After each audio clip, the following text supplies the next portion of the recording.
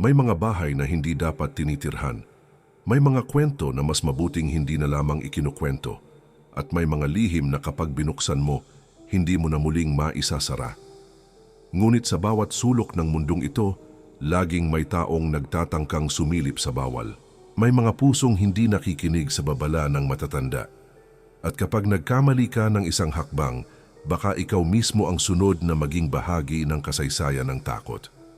Ngayong gabi, isang sulat ang dumating sa atin. Hindi ito ordinaryong liham. Isang kwento ito na punong-puno ng sindak, kaba at misteryo. Kwento ng isang bahay na kakaiba, isang bahay na walang pinto, at ng mga yabag na humahabol sa katahimikan ng gabi. Bago natin simulan, huminga ka muna ng malalim. Siguraduhin mong sarado ang iyong bintana.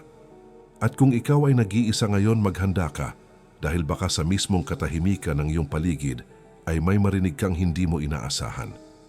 Ngunit bago natin simulan ang mga kwento, mga gwapo at magaganda na nanonood at nakikinig ngayon, huwag mong kalimutang mag-subscribe sa ating channel dahil marami pang totoong kwento ng takot ang naghihintay at masarap masaksihan ng sabay sa bawat bagong episode. Handa ka na ba? Dahil oras na buksan mo ang liham na ito, hindi na basta kwento lang ang iyong maririnig. Ito ay magiging karanasan na maaaring sumunod sa iyo kahit matapos ang video na ito. Magandang gabi sa lahat ng nakikinig at nagbabasa. Ako si Marites, taga Batangas. Hindi ko alam kung tama bang sumulat ako rito, pero wala na akong ibang mapaglalabasan ng bigat na nararamdaman ko. Matagal ko nang pinipilit na itago ang lahat ng ito, pero gabi-gabi, parang mas lalong lumalapit sa akin ang takot. Hindi ko na rin alam kung hanggang kailan ako tatagal sa bahay na ito. Ang bahay namin ay matagal nang nakatayo sa gilid ng kakahuyan. Nasa loob nito ang alaala ng lolo at lola ko. Ngunit sa bawat sulok, may kakaibang lamig na hindi dulot ng hangin. May amoy na parang nabubulok ngunit hindi mo mawari kung saan nanggagaling. Mayroong presensya, isang bagay na ayaw naming pag-usapan, isang bagay na hindi ko may paliwanag pero ramdam ko sa bawat sulok ng bahay. Kapag tahimik, parang may mga matang nakatingin sa akin mula sa dilim. Kapag kumakain kami sa kusina, may yabag sa sala kahit wala ng tao. Kapag natutulog ako, parang may humahaplos sa aking balikat ngunit kapag lumingon ako, wala namang nakatayo. Gabi-gabi, sinusubukan kong maniwala na ito'y imahinasyon lamang. Ngunit hindi ko na mabaliwalas ang bawat pangyayari sa aking isip. Hindi ko rin mawari kung ito'y babalik lang sa aking alaala o talagang may naninirahan sa bahay. Kaya ngayon susubukan kong isalaysay lahat. Mula sa simula hanggang sa kasalukuyan. Kung sino man ang makarinig nito, sana maintindihan ninyo ang pinagdadaanan ko. At sana kapag natapos ninyo ang pagbasa, maging handa rin kayo sa mga susunod pang kabanata ng takot. Simula nang kami ay muling tumira sa bahay na ito, ramdam ko agad ang kakaibang presensya. Hindi ito simpleng pakiramdam lamang, kundi parang may malamig na hangin na sumusunod sa bawat galaw ko. Ang pinakakakaiba sa bahay namin ay ang sala. Wala itong pinto, walang kahoy, walang bakal, parang iniwan na bukas magpakailanman. Sa una inisip namin na normal lang ito dahil luma ang bahay at baka sira na ang pintuan. Ngunit habang tumatagal, napansin ko ang kakaibang kilos ng paligid. Tuwing gabi may yabag sa labas ng sala. Hindi pamilyar ang tunog sa akin. Hindi ito yabag ng tao, kundi parang may mabibigat na kuko na humahagod sa sahig. Paikot-ikot lang, walang tigil. Minsan naririnig ko rin ang bulong sa katahimikan ng gabi. Hindi malinaw ngunit ramdam mo ang pangamba sa bawat salita. Parang nagbabala ngunit walang anyo na nakikita. Kapag tumingala ako, wala namang tao. Ngunit tila nabubuhay ang paligid sa presensya ng isang bagay na hindi ko mawari. Isa sa pinakamalakas na pangyayari ay noong unang gabi. Nagising ako dahil may malamig na simoy ng hangin na hindi normal. Paglingon ko, may anino sa gilid ng sala. Mahaba ang mga braso at nakayuko ang ulo. Para bang nakasilip lang sa loob ng bahay. Hindi ko makita ang mukha, ngunit ramdam kong nakatingin ito sa akin. Hindi siya pumasok sa loob, nanatili lamang sa labas, tila nagbabantay. Parang alam niya ang bawat galaw ko. Mas nakakatakot, hindi siya natatakot sa aking presensya. Simula, noon natutunan ko na ang bawat galaw ko ay may kasamang kaba. Kapag lumalapit ako sa sala, naririnig ko ang yabag na sumusunod sa akin. Kapag natutulog ako, nakikinig ako sa katahimikan bago tuluyang pumasok ang takot sa aking mga panaginip. Ngayon, sinusulat ko ito upang maipaalam sa inyo. Kung maririnig ninyo ang kwento ng bahay na walang pinto, huwag subukan ito sa sarili. Ang dilim ay may sariling batas, at sa bahay na ito ang batas na iyon ay hindi mo kayang labagin. Hindi ko malilimutan ang unang gabi na narinig ko ang yabag. Hindi ito ordinaryong tunog na dulot ng tao o hayop. Parang may mabibigat na paa na dahan-dahang humahagod sa sahig ng sala. Paikot-ikot lang, walang tigil, parang sinusubaybayan ng bawat galaw ko tuwing gabi. Naririnig ko ito sa parehong oras. Parang may orasan sa dilim na tanging siya lang ang nakakaalam ng tamang sandali. Minsan, habang nakahiga sa kama, ramdam ko ang panginginig ng sahig sa ilalim ng aking mga paa. Hindi ko makita kung saan nagmumula. Ngunit alam ko na hindi ito normal. May pagkakataon na kapag tumigil ako sa paghinga, tumigil din ang yabag. Parang may nakikipaglaro sa akin. At kapag nagsimula ulit ito, mas malakas at mas mabigat ang tunog. Parang tinutulak ako sa gilid ng silid ng takot. Sa isang gabi, may naramdaman akong malamig na haplos sa aking balikat. Ngunit paglingon ko, wala namang tao. Ang hangin ay nanatiling tahimik, ngunit ramdam ko ang bigat ng presensya sa likod ko. Parang sinusukat ako ng isang bagay na hindi ko nakikita. Ang mga yabag ay hindi pumapasok sa loob ng kwarto ko. Nanatili silang sa labas, sa dilim ng sala, ngunit ramdam ko silang dumarampi sa aking isip, sa bawat kilos at galaw ko. Parang may nakatagong mata sa bawat sulok ng bahay. Tuwing gabing ganito, natutulog ako nang nakabuka ang mga mata, takot na takot sa bawat galaw. Parang may nagmamasid sa bawat paghinga ko. At sa tuwing natutulog ako, panaginip ko ay napupuno ng anino. Mga aninong humahawak sa aking mga paa, sa aking kamay at sa aking leeg. Ngayon, sinusulat ko ito ng may kaba sa dibdib. Hindi ko alam kung hanggang kailan ko matatagal sa bahay na ito. Hindi ko rin alam kung ang bawat yabag na naririnig ko ay simula pa lamang ng mas madidilim na pangyayari. Ngunit isang bagay ang sigurado ako. Sa bahay na walang pinto, ang dilim ay hindi lamang katahimikan, ang dilim ay buhay. At bawat gabi mas lalo itong lumalakas, mas lalo itong nagiging totoo. Hindi mo na lang maririnig, ramdam mo rin. At sa oras na maramdaman mo, baka hindi mo na maalis ang takot mula sa puso mo. Parang may humaplos sa aking balat, ngunit wala akong nakikitang kahit sino sa paligid. Ang mga anino sa silid ko ay tila gumalaw ng sarili nila. Isa ang namumukod tangi, isang maitim na hugis sa gilid ng sala. Hindi ito ordinaryong anino. Mahaba ang mga braso nito at nakatungo ang ulo na para bang nakasilip lamang. Hindi ko makita ang mukha, ngunit ramdam ko ang titig nito sa akin. Hindi siya pumapasok sa loob ng kwarto.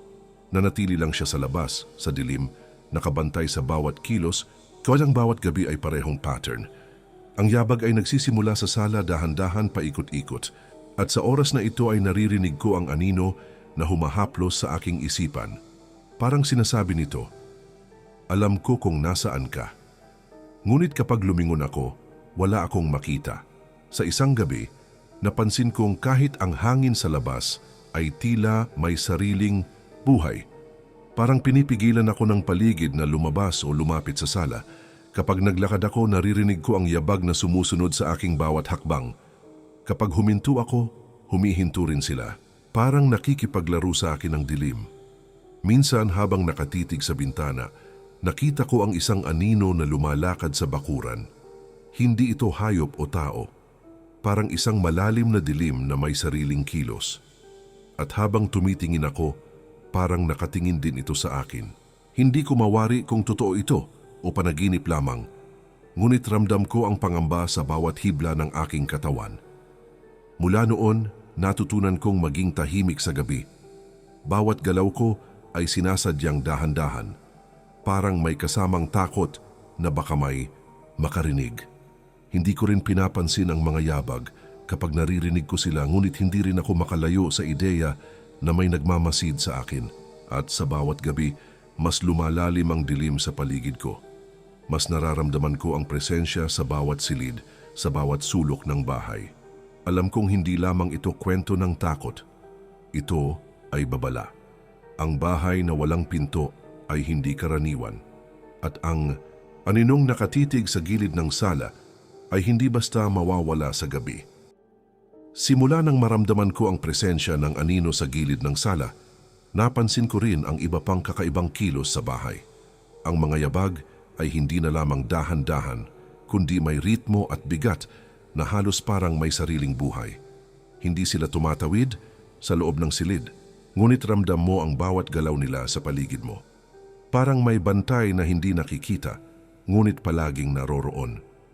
Tuwing gabi, tila nagbabantay ang dilim sa bawat sulok ng bahay. Hindi ko makita ang pinagmumulan ng yabag, ngunit alam kong may nakamasid sa bawat hakbang ko. Kapag lumalapit ako sa sala, humihinto ang hangin at nagiging kakaiba ang katahimikan. Parang humihinga rin ang bahay sa bawat galaw ko, at sa bawat kilos parang sinusubok ako ng presensya. Minsan, naramdaman ko ang bigat ng anino sa sahig sa ilalim ng aking mga paa. Parang may nakatago sa bawat sulok ng bahay, naghihintay ng pagkakataon upang lumabas sa dilim. Kapag lumingon ako, wala akong makita. Ngunit ang puso ko ay ramdam ang tibok ng dilim sa paligid ko. Parang nakasaksak ang mga mata sa aking likuran, kahit na wala akong nakikitang pisikal na anyo. Ang mga gabi ay paulit-ulit, ngunit bawat gabi ay mas mabigat at mas nakakatakot ang presensya. Hindi ko mawari kung ito'y tao, panaginip, o nilalang nagawa sa kadiliman. Kapag natutulog ako, naririnig ko ang yabag sa labas ng aking kwarto, paikot-ikot, dahan-dahan, hindi nagmamadali. Parang sinusuri ako, sinusukat ang aking takot at bawat galaw ko. Minsan, napapansin kong bumabagal ang aking hininga upang hindi marinig ang sarili ko. Minsan, habang nakatitig sa sahig, napansin kong may anino na parang sumusunod sa akin sa bawat hakbang. Hindi lang ito nakatayo sa gilid, kundi parang dumarampi sa aking isip. Parang may malamig na hangin na pumapasok sa aking mga ugat, dahan-dahan, hindi nagmamadali.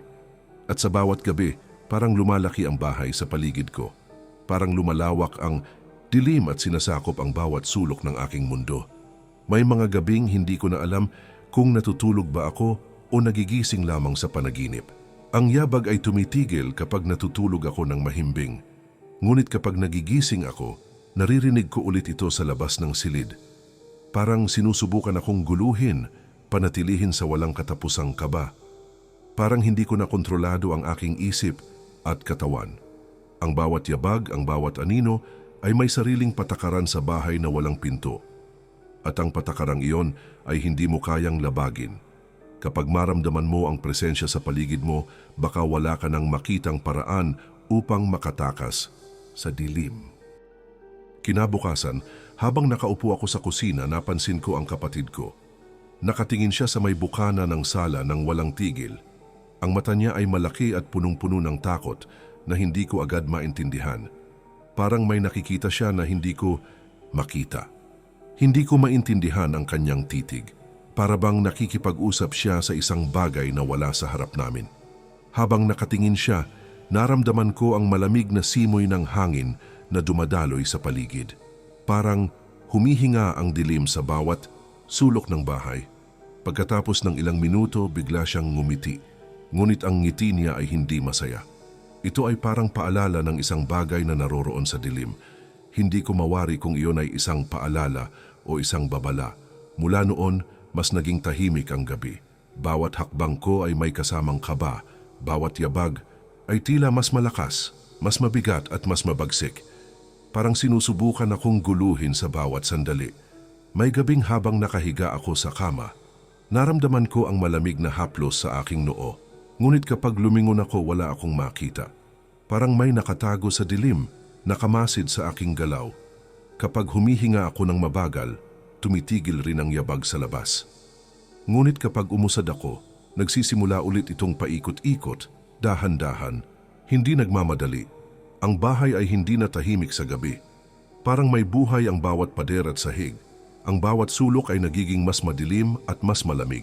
At sa bawat gabi, mas lalo kong nararamdaman ang presensya sa likod ng aking mga mata. Minsan, habang nakatitig sa bintana, napansin ko ang anino sa bakuran. Hindi ito hayop o tao. Parang isang maitim na bagay na gumagalaw sa sarili nitong paraan. Lumalapit, ngunit hindi basta dumarating sa loob. Nanatili lamang sa gilid, sinusubaybayan ang bawat galaw ko. Mula noon natutunan kong huwag pansinin ang paligid kapag naririnig ang yabag, ngunit hindi rin ito madali. Ang isip ko ay palaging gising, palaging alerto, at palaging natatakot. Parang may nakatago sa bawat sulok ng bahay, naghihintay na gawin ang hindi inaasahan. Ngayon habang sinusulat ko ito, ramdam ko ang malamig na haplos na tila dumadaloy sa bawat ugat ko. Hindi ko alam kung hanggang kailan ko tatagal sa bahay na ito. Ngunit isang bagay ang sigurado ako, sa bahay na walang pinto, ang dilim ay hindi simpleng katahimikan. Ito ay buhay. At sa bawat gabi, mas lumalakas, mas lumalalim, at mas nagiging totoo. Simula nang maramdaman ko ang presensya ng dilim sa bahay, wala nang gabi na tahimik. Bawat hakbang ko ay may kasamang yabag. Bawat paghinga ko ay sinusukat. Parang may nakamasid sa bawat galaw ng aking katawan. Ang sala ay palaging bukas. Walang pinto, walang harang, at parang iniimbita ang anumang nilalang na nagnanais pumasok. Hindi ko maintindihan kung bakit walang pinto ang bahay na ito, ngunit bawat gabi, ramdam ko na may dahilan. Minsan habang nakahiga sa kama, naramdaman ko ang malamig na simoy na dumarampi sa aking balat. Parang may mga kamay na humahaplos sa aking mga balikat at leeg. Kapag lumingon ako, wala akong makita. Ngunit ang puso ko ay tumitibok ng mabilis at ang mga mata ko ay hindi makapikit. Bawat gabi ang mga yabag ay mas malakas, mas mabigat at mas malapit sa aking kwarto. Parang sinusubukan akong gisingin sa kakaibang paraan. Parang may nakatagong nilalang sa dilim na gustong makipaglaro sa akin. At bawat galaw ko ay sinusubaybayan nila ng mabuti. Minsan, napansin ko ang anino sa gilid ng sala. Hindi ito karaniwan. Mahaba ang mga braso at nakatungo ang ulo para bang nakasilip lamang. Hindi ko makita ang mukha, ngunit ramdam ko ang titig nito sa bawat hibla ng aking katawan. Hindi siya pumapasok sa loob ng kwarto. Nanatili lamang siya sa gilid, sa dilim, nakamasid sa bawat galaw ko. Ang mga gabi ay nagiging mahaba, mas madilim at puno ng kaba. Parang ang oras mismo ay nagiging mas mabagal at bawat segundo ay tumitigil sa aking pandinig. Ang hangin ay malamig at mabigat, parang may kasamang bulong na hindi ko mawari. Bawat yabag ay parang may ritmo, parang may sariling buhay. Minsan habang nakatitig sa bintana, napansin ko ang anino sa labas ng bakuran. Hindi ito hayop o tao, parang isang maitim na anyo na gumagalaw sa sarili nitong paraan. Lumalapit, ngunit hindi pumapasok sa bahay.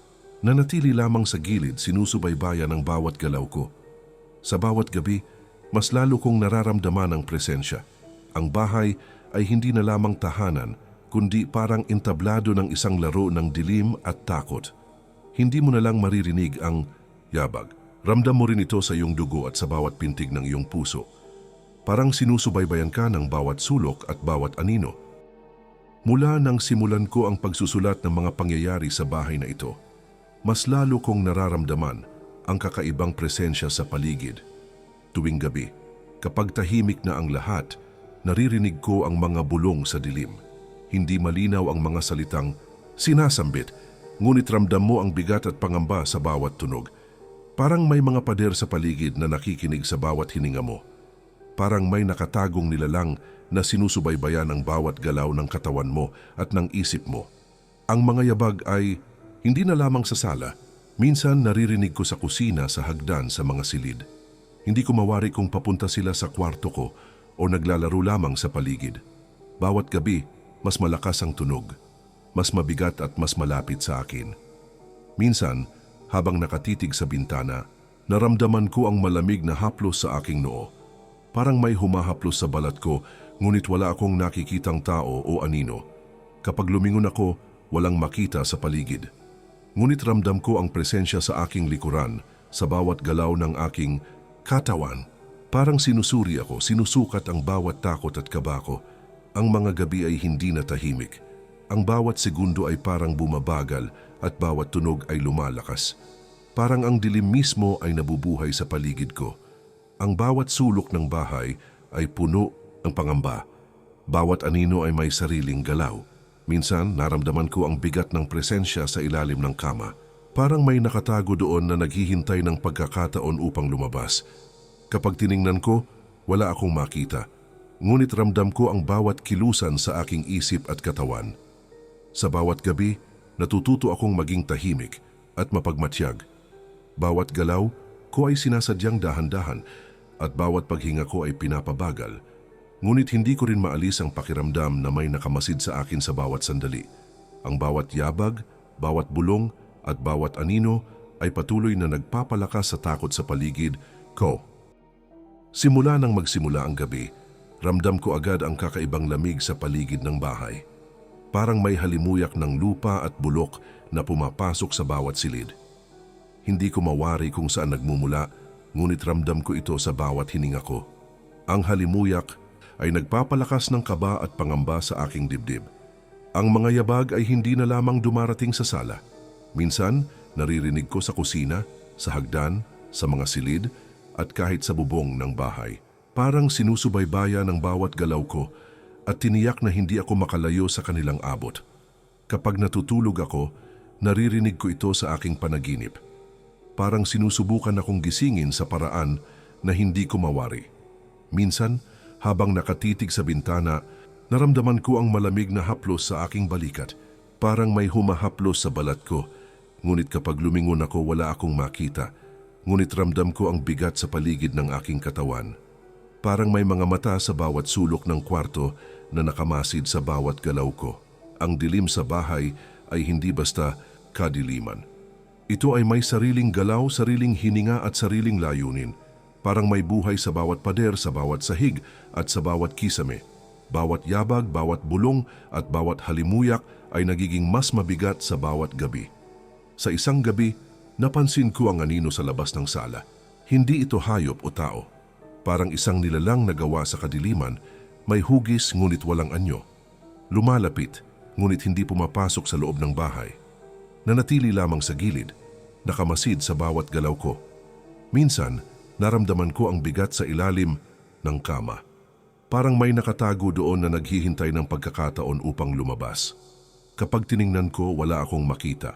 Ngunit ramdam ko ang bawat kilusan sa isip at katawan ko. Ang bawat gabi ay mas mahaba at mas mabigat. Tuwing gabi, natututo akong maging tahimik at mapagmatyag. Bawat galaw ko ay dahan-dahan at bawat paghinga ay pinapabagal.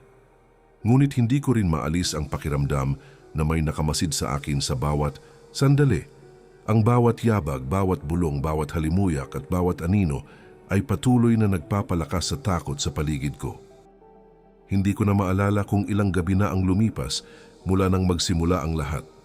Bawat gabi ay tila mas mahaba, mas madilim at mas mabigat ang presensya sa paligid ko. Ang mga yabag ay hindi lamang sa sala, kundi sa bawat sulok ng bahay.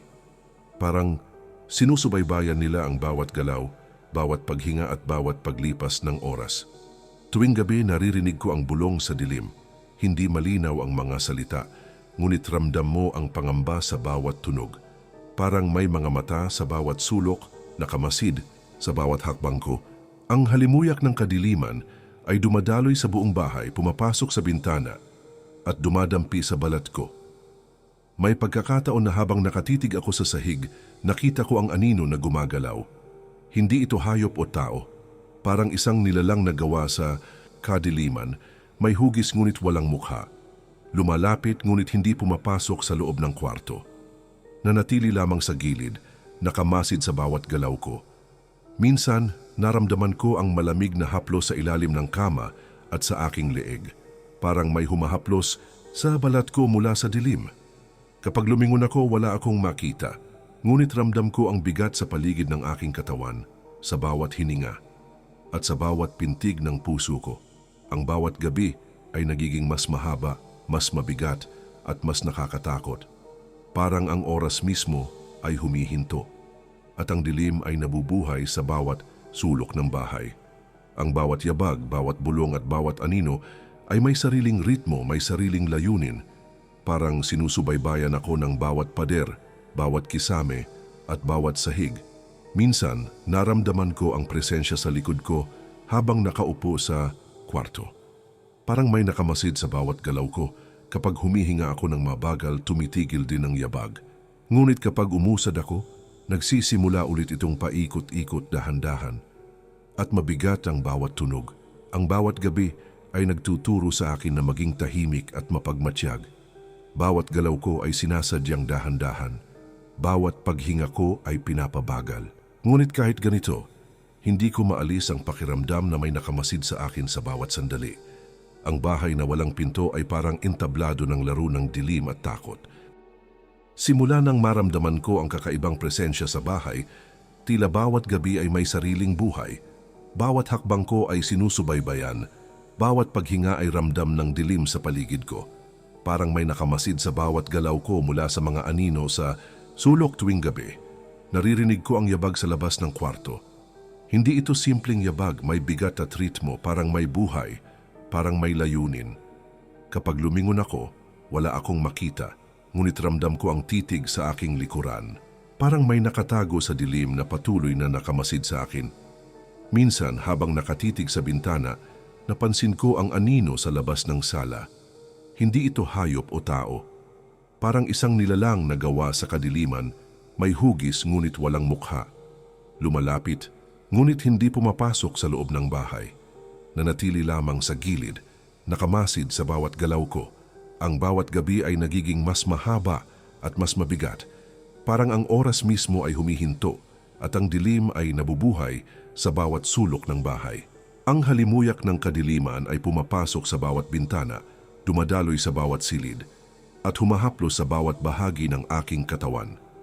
Ang bawat yabag, bawat bulong, bawat anino ay may sariling ritmo, may sariling layunin.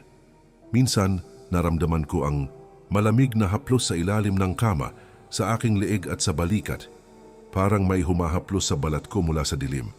Kapag lumingon ako, wala akong makita. Ngunit ramdam ko ang bigat sa paligid ng aking katawan, sa bawat hininga at sa bawat pintig ng puso ko. Ang bawat gabi ay nagtuturo sa akin na maging tahimik at mapagmatsyag. Bawat galaw ko ay sinasadyang dahan-dahan. Bawat paghinga ko ay pinapabagal. Ngunit kahit ganito, hindi ko maalis ang pakiramdam na may nakamasid sa akin sa bawat sandali. Mula nang magsimula ang gabi, naramdaman ko agad ang kakaibang lamig sa paligid ng bahay.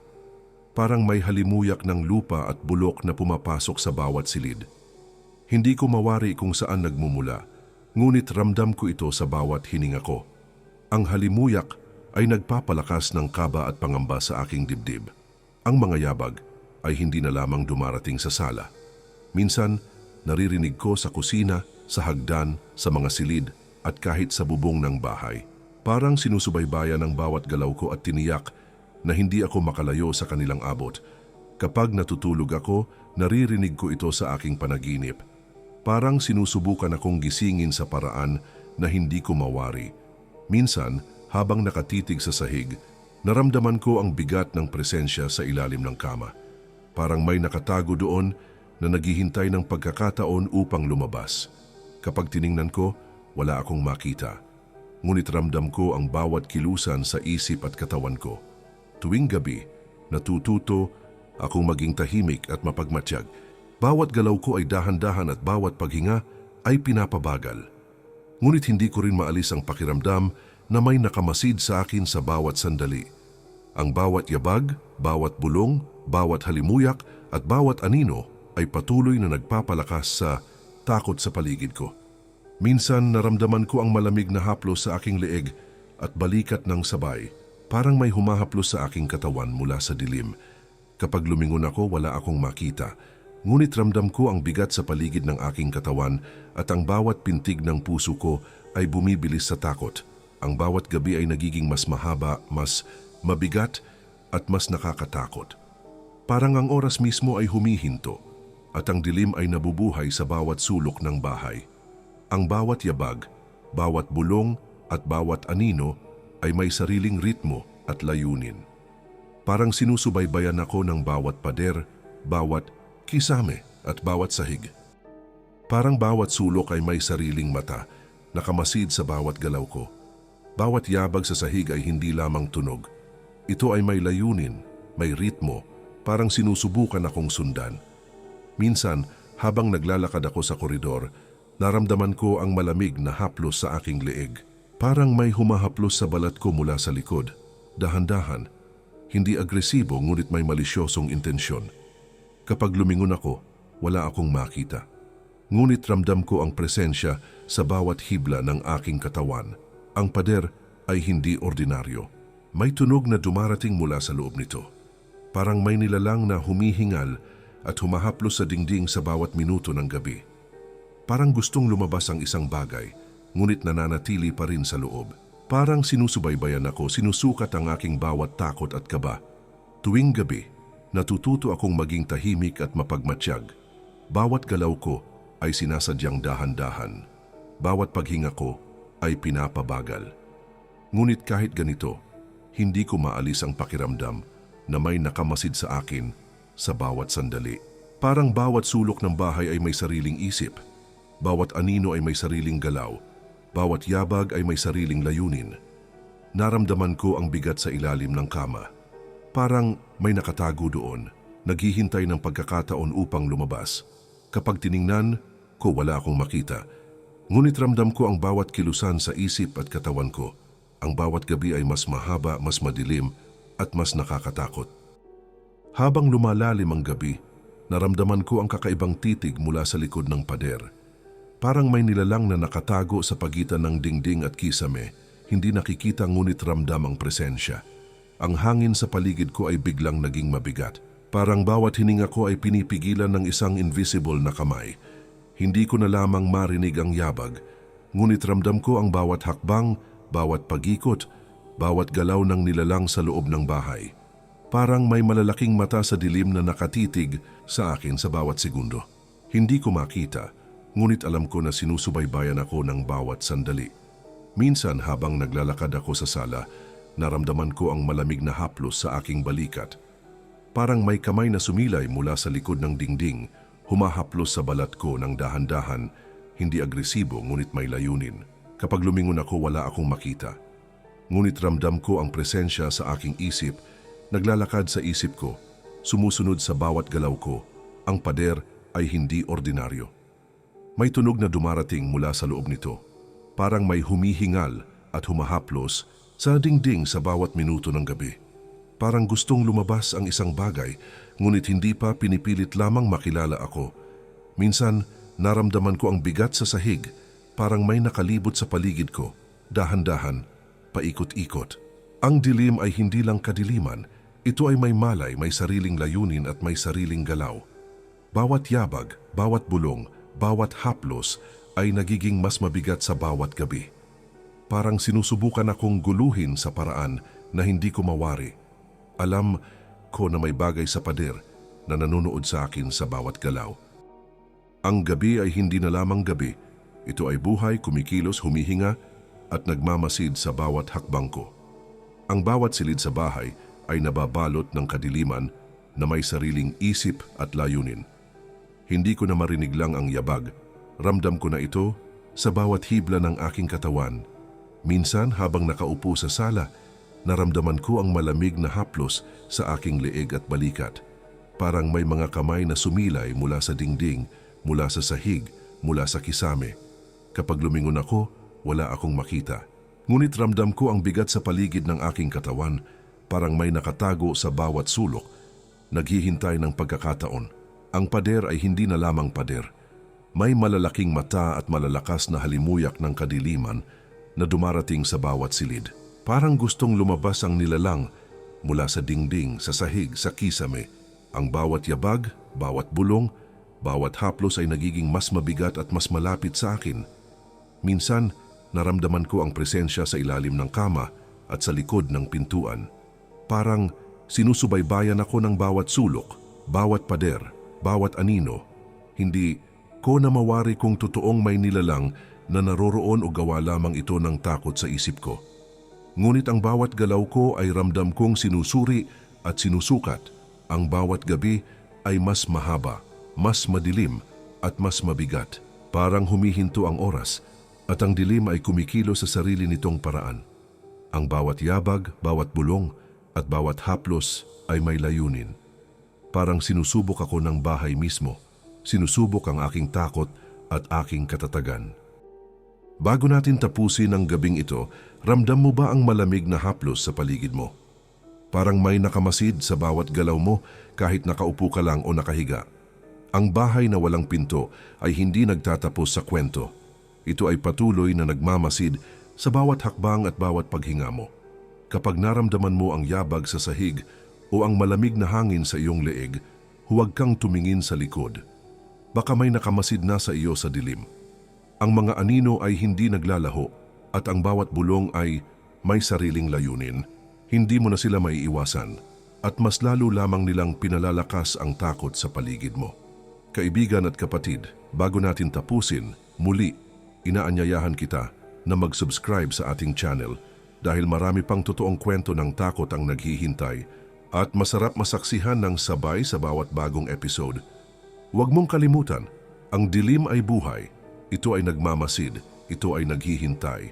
At sa bawat gabi, mas lalo itong lumalakas, mas lumalalim at mas nagiging totoo. Kapag naramdaman mo ang presensya sa paligid mo, tandaan, hindi ka nag-iisa. Ang bawat anino, bawat yabag, bawat bulong ay kasama mo sa bawat segundo ng iyong gabi. At baka sa susunod na gabi, ikaw ang makakasaksi sa dilim na walang hanggan.